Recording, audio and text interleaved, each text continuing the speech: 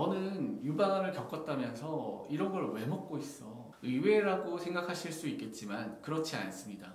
특히 젊은 유방암 환자분들은 이 우울증의 위험도가 높습니다. 몸이 축난다라고들 많이 얘기하죠. 이유가 있습니다. 안녕하세요. 닥터 정지광 원장입니다. 제가 주로 치료하고 상담했던 암은 유방암입니다. 남성 유방암 환우분들도 물론 수술하고 진료하였지만 대다수의 유방암 환우분들께서는 여성분들이십니다. 가족분들 중 혹은 주변 지인분들 중 유방암 진단받은 여성분들께서 계신다면 가급적으로 많이 배려해 주셨으면, 그리고 조금 더 이해해 주셨으면 하는 것들을 오늘 말씀드릴까 합니다. 물론 유방암을 경험하신 환우분들께서도 이 영상을 보신다면 공감하는 부분도 많으실 수 있고, 가족분들에게 나의 상황을 설명하기도 조금 더 쉬워지지 않을까 합니다. 끝까지 시청해 주시기 바랍니다. 유방은 외부로 드러나 있는 신체 장기입니다. 그러다 보니 수술하게 되면 항상 수술 후 가슴의 모양과 체형을 중요하게 생각합니다. 유방암 수술을 받은 분들 중 31에서 67%는 이 체형의 변화를 경험하시게 됩니다. 변화의 이유는 다양합니다. 수술로 인한 유방의 상실, 매일 샤워할 때 보이는 수술 흉터와 가슴 모양의 변형, 림프 부종으로 인한 비대칭적인 한쪽 팔의 부음, 항암 후에 변해버린 내 모습, 눈썹까지 탈모가 진행된 내 얼굴, 방사선 치료 후 오렌지 껍질처럼 두꺼워진 피부, 항암으로 발생한 조기 폐경에 의한 노화, 호르몬 요법 등으로 증가돼버린 체중, 이전 내가 알고 익숙했던 내 모습이 아닌 변해버린 나의 모습과 함께 지내시게 됩니다. 마음대로 팔을 사용할 수 없다는 심리적 제약도 생깁니다. 유방암 표준 치료에는 아직까지 겨드랑이 림프절 수술이 반드시 포함되게 됩니다. 수술과 방사선 치료는 아무리 낮은 확률이라고는 하지만 림프 부종이라는 합병증을 발생시킬 위험이 있습니다. 그리고 수술 후 5년간 한쪽 팔의 체열이나 시술 혈압 측정 등을 금지당하게 되어 앞으로 팔을 사용하기가 뭔가 부담스러워지고 행여나 잘못될까 걱정도 됩니다. 또한 인지기능 장애도 발생할 수 있는데요. 의외라고 생각하실 수 있겠지만 그렇지 않습니다. 치료 중인 환자들에게는 많게는 75%까지 보고되고 치료 후 35% 정도에서 이 인지기능 장애가 보고될 정도로 오히려 흔합니다. 주 증상은 집중력 저하, 실행력 저하, 그리고 기억력 저하 등인데, 이를 그럴 수도 있지 뭐라고 단순히 생각하시면 안 되는 것이, 이러한 능력들은 바로 사회에서 내가 차지하고 있는 위치와 역할에 영향을 줄 수 있는 능력들입니다.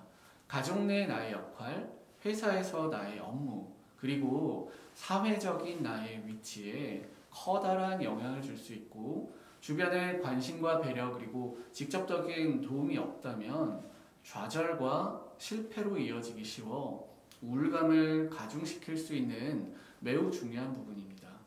불안과 공포를 이해해 주세요. 대다수의 유방암 환자분들은 치료가 끝난 뒤 정상적인 삶으로 복귀하는 것을 꽤 어려워합니다.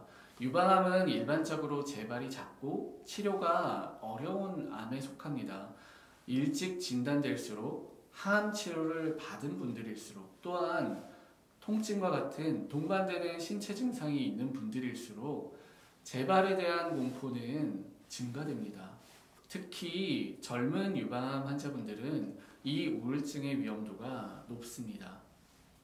나 아무것도 안 했는데 왜 이렇게 피곤하지? 힘내려고 정말 애쓰는데 왜 이렇게 기운이 안 나지? 라고들 많이들 느끼실 겁니다. 그리고 가족이나 지인분들 중 유방암을 겪은 분들께서 이런 말씀을 하시는 것을 보신 적이 있으실 거예요. 피로감 또한 이해해 주셔야 합니다. 특히 항암 치료를 하시는 분들 중 91%까지 이 피로감을 호소하는 연구가 있습니다. 몸이 축난다라고들 많이 얘기하죠. 이유가 있습니다. 물론 수술이나 항암 같은 이벤트 자체가 주는 피로도가 있습니다만 그것을 떠나 항암 약물로 인한 빈혈, 갑상선 기능 변화로 인한 피로감, 특정 약물을 쓰시는 분들 중에서 심한 분들은 영구적인 갑상선 기능 상실로 이어지기도 합니다. 그리고 항암 약물들은 대부분 간에서 대사되어 피로도를 올려줄 수 있고 표적 치료제와 같은 일부의 약들은 심장 독성을 지니고 있어 전신 피로감을 더 잘 느끼게 만들 수 있습니다.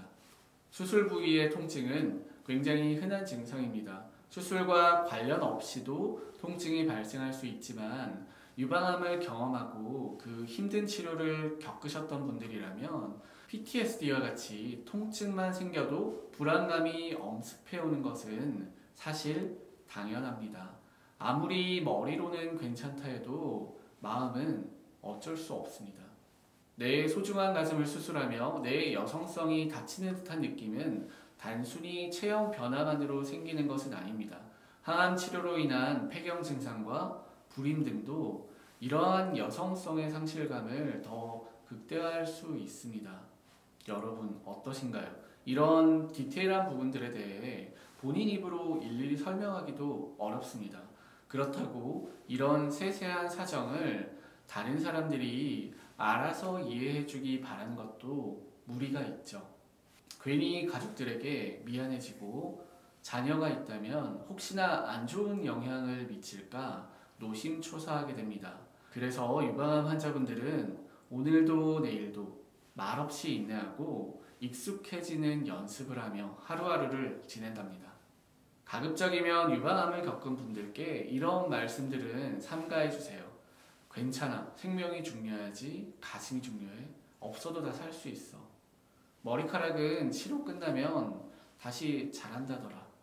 입장 차이가 있습니다. 수술 후 거울을 보면 몰려드는 상실감, 항암 후 변한 내 모습을 보는 슬픔, 재발에 대한 끊임없는 공포, 의도는 감사하지만 밀어붙이기식의 강압적인 위로는 오히려 독이 됩니다.